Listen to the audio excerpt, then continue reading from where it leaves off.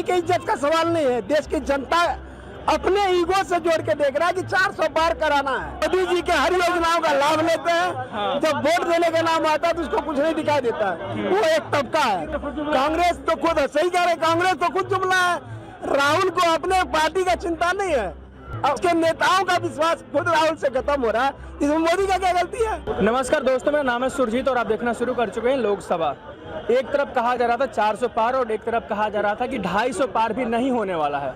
उसके बाद 2 चरण का चुनाव हुआ। उसके बाद से बीजेपी के नेताओं के मुंह से 400 पार का नारा लगभग गायब हो गया। अब वो कह रहे हैं कि हम सरकार बनाने वाले हैं, 400 पार आ जाएगा। लेकिन जिस तरीके से चुनाव होने से पहले कह रहे थे कि 400 पार हो चुका है, फाइनल कर लीजिए, लॉक कर दीजिए, लेकिन अब वो बात को दोहरा नहीं रहे। हम पूछेंगे जनता से कि 2 चरण का चुनाव हो चुका है, वोटिंग परसेंटेज के हिसाब से जिस तरीके से मतदान हुआ, उसके बाद अभी भी लगता है जनता को कि 400 पार होगा या नहीं होगा?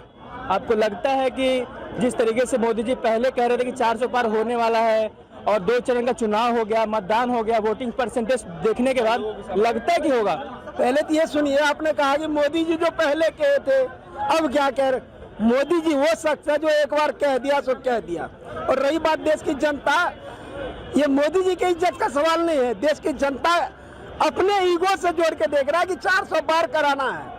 और आपने एक वोट परसेंटेज का उदाहरण दिया है ना, बीजेपी के समर्थक हो या कार्यकर्ता हो या वोटर हो, इन्होंने अटल बिहारी वाजपेयी की इंडिया साइनिंग का जो था, जो उस बार हवा निकल गया था, लोग घर में सोए रह गए थे और इंडिया साइनिंग के नाम पे लोग सोए रह गया कि भाजपा तो जीत रही है, अटल जी तो जीत रहे। उससे सबक लेकर इस बार बीजेपी का वोटर बढ़ चढ़ के घर से निकल रहे। जो परसेंटेज आपको दिख रहा है ना, 19 से कम हो गया है इस बार, लेकिन 19 कोई भी एंगल से नहीं हुआ है। जो इंडी गठबंधन के समर्थक है ना, वोटर है ना, उनका हौसला टूट गया है। अच्छा। उनके सामने उनके नेताओं ने अपना विश्वास खो दिया है। वो लोग वोट देने के लिए घर से नहीं निकल रहा है। और जहाँ तक मोदी के समर्थक का बात है, तो वो जो है सो मोदी पे अटूट विश्वास है, वो घर से निकल के वोट दे रहे हैं। कहीं 2004 वाला हाल ना हो जाए, इसलिए मोदी का समर्थक वोट देने के लिए निकल रहा है, कर रहे हैं। एक और आरोप लग रहा है कि मोदी जी जैसे ही दूसरा चरण का चुनाव देखा, हिंदू मुस्लिम करना शुरू कर दिया है। जैसे गहना बेचने वाले की कांग्रेस आएगी तो मंगलसूत्र बिक जाएगा महिलाओं का। देखिए, मोदी जी हिंदू मुस्लिम नहीं कर रहे हैं। और ना हमसे आप हिंदू मुस्लिम करवाइए। अच्छा, देखिए, ना हमसे हिंदू मुस्लिम करवाइए। लेकिन एक सच्चाई है इस देश में, बता दीजिए आप। अब वो उसको मुस्लिम नाम दीजिए, हम एक तबका कह लेते हैं। एक तबका है इस देश में जो मोदी जी के खा के ही उसके पेट में दर्द होता है और मोदी जी को ही गरियाते हैं। मोदी जी के हर योजनाओं का लाभ लेते हैं। जब वोट देने का नाम आता है तो उसको कुछ नहीं दिखाई देता है। वो एक तबका है। आपको क्या दिखाई दिया है पिछले 10 सालों में, जिस हिसाब से आप कह रहे हैं कि 400 पार होगा? 400 पार कोई ये जोश भरने वाली नारा नहीं है। अभी तक तो नारा ही कांग्रेस पार्टी और विपक्ष कहते आ रही है कि ये बस एक जुमला है 400 पार का। जुमला सुनिए, बदबू आ रहा बहुत बुरा। ये सारा मुझे आप आइए। देखिए, मोदी जी के 400 पार में कोई शक संदेह नहीं है। मोदी जी को अगर कोई चुनौती दे रहा है तो खुद मोदी जी है।